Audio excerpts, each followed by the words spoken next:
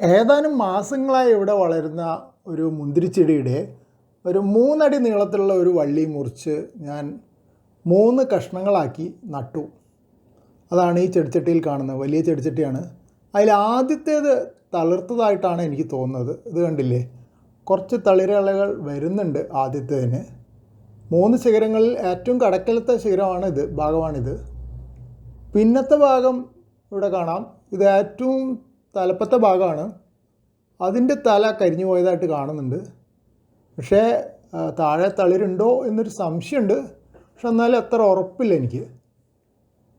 ഇത് നടുക്കിലത്തെ കഷ്ണമാണ്.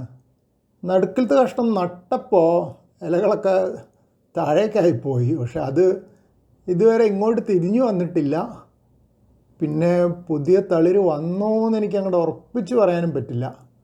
അതാണ് നടുക്കിലത്തെ കഷ്ണത്തിൻ്റെ സ്ഥിതി.